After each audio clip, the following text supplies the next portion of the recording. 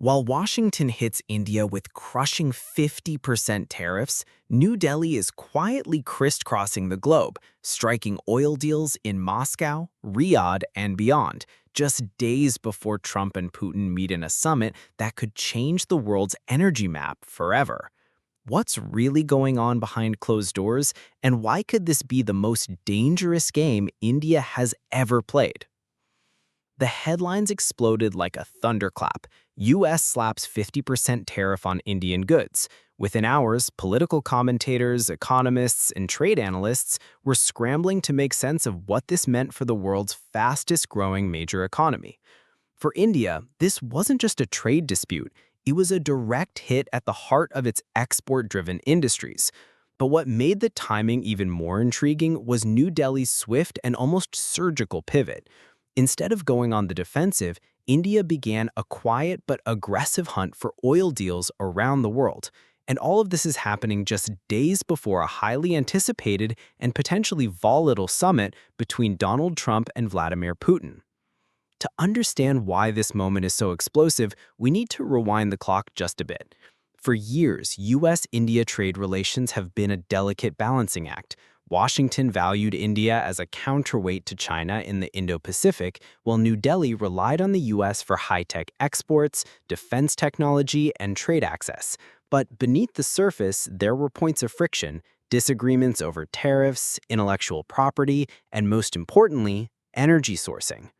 When the US imposed this historic 50% tariff, it wasn't just a minor policy adjustment. It was one of the largest tariff hikes America has ever levied on a partner nation in modern history. In economic terms, this is like taking a wrecking ball to the bridge connecting the two economies. For exporters in India, whether they were shipping textiles from Surat, auto parts from Pune, or jewelry from Jaipur, the math suddenly didn't add up. Margins were slashed, contracts were threatened, and factories faced immediate uncertainty. But here's where things take a turn. India didn't simply issue a fiery political statement or threaten retaliation. Instead, it began moving pieces on a much larger chessboard. In a series of behind-the-scenes negotiations, New Delhi started approaching oil-rich nations, not just the usual suppliers, but new and sometimes unlikely partners.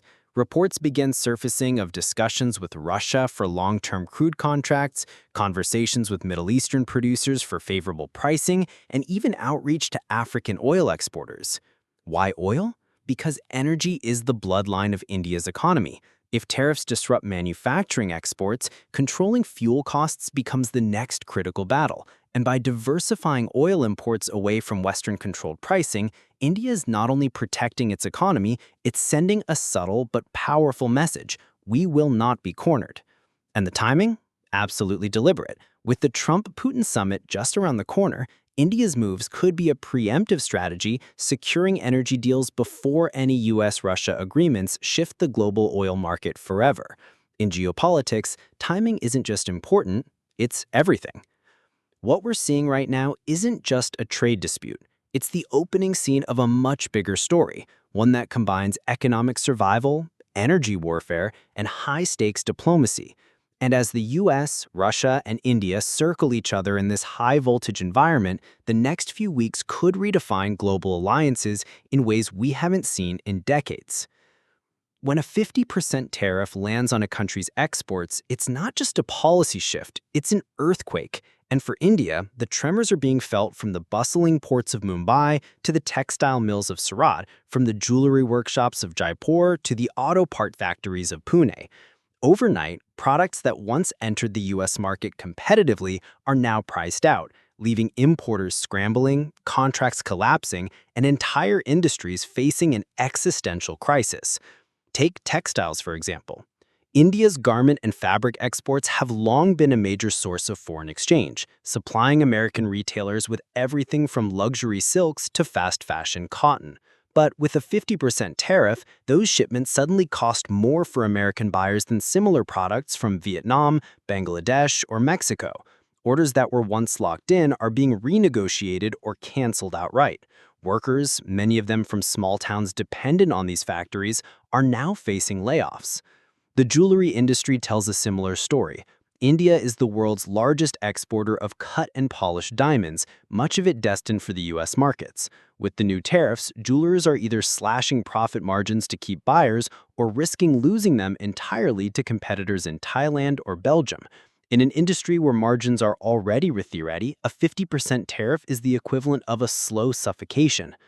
And then there's the auto parts sector. For years, India has been a cost-effective supplier of components for American carmakers, but now the cost advantage is gone. A small manufacturer in Chennai that once sent shipments to Detroit every month might suddenly find itself priced out by suppliers in Eastern Europe. The damage isn't one-sided, though. In the US, these tariffs act like a boomerang. Import prices for Indian goods spike, which means American companies face higher costs. For retailers and manufacturers already battling inflation, this is a nightmare scenario. Those higher costs inevitably pass down to consumers, nudging US inflation upward at a time when the economy is already sensitive to price hikes. But perhaps the most underestimated consequence lies in the global supply chain. Modern trade isn't just country to country, it's a web. A tariff on Indian goods ripples outward, affecting suppliers, logistics companies, and even unrelated industries. A delay in an Indian textile order could stall production in a US clothing brand's fall collection, which in turn impacts advertising, retail employment, and consumer trends. Meanwhile, India's aggressive push for diversified oil imports is a defensive counterstrike with economic implications of its own. Cheaper and more secure energy means domestic production costs can be kept lower, softening the blow of export losses.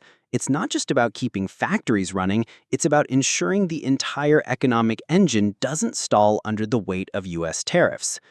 In short, this isn't just an economic dispute, it's a chain reaction that stretches from factory floors in India to checkout counters in America, with each link straining under pressure. The question now is whether these shockwaves will settle or trigger a full-blown trade war. Every tariff, every trade restriction is rarely just about economics, it's about power. And this 50% tariff is no different. On the surface, Washington has cited trade imbalances and fair competition as the reasons, but behind closed doors, diplomats and analysts are whispering another truth. This is about leverage. For months, the US has been watching India's growing oil imports from Russia with raised eyebrows. Since the Ukraine conflict began, India has taken advantage of steep discounts to buy Russian crude, refine it, and even re-export some products to international markets. In Washington's eyes, this is more than just smart economics. It's a thorn in the side of US-led sanctions. By slapping a 50% tariff, the US isn't just hitting India's economy, it's sending a message. You can't play both sides forever. But India is not the kind of player that folds easily in a high-stakes game. New Delhi's official line is clear. Energy independence is non-negotiable. India argues that its duty is to its 1.4 billion citizens, not to the geopolitical preferences of another nation, even if that nation is a long-standing partner like the US. And here's where it gets interesting. India knows it's not playing this game alone. Enter China. Despite their own complicated history, India and China both rely heavily on energy imports, and both have weathered economic friction with the US. In moments like these, shared challenges can create strange alignments. If Washington pushes too hard, it risks driving the two Asian giants closer together, a nightmare scenario for US strategists focused on the Indo-Pacific balance of power. And then there's the Quad, the strategic alliance of the US, India, Japan, and Australia, designed in large part to counter China's influence in the region. Tariffs this severe threaten to weaken that alliance from within. After all, how strong can a security partnership be when one member is actively inflicting economic pain on another? And let's not forget the nationalist narratives. In the US, the move is sold as standing up to unfair trade practices and protecting American workers. In India, the response will be framed as defiance, the image of a proud nation refusing to bow to external pressure. Each side feeds its domestic audience, but the result is an escalation of public sentiment that makes compromise politically expensive. Looming over all of this is the upcoming Trump-Putin summit. If the US wants to signal strength before sitting across from Russia's leader, flexing on India could be a calculated move, a way to show that no nation, friend or foe, is exempt from American will. But such maneuvers are never without risk. push India too far, and Washington could find its Indo-Pacific strategy unraveling in ways it didn't anticipate. In this geopolitical chess match, the board is crowded, the stakes are high, and every move carries consequences that will echo far beyond trade statistics. The next piece to move may decide whether this is a temporary storm or the opening salvo of a new era of strategic realignment. When the US swings a hammer as heavy as a 50% tariff, every country hit has to decide fight, fold, or find another route entirely. India, true to form, isn't folding. Instead, it's pivoting with remarkable speed, turning the tariff crisis into a test of its oil diplomacy. Almost immediately after Washington's announcement, Indian officials began dispatching envoys to capitals across the globe. The mission was clear: secure diversified oil contracts, hedge against potential shortages, and blunt the financial blow. Middle Eastern producers like Saudi Arabia and the UAE suddenly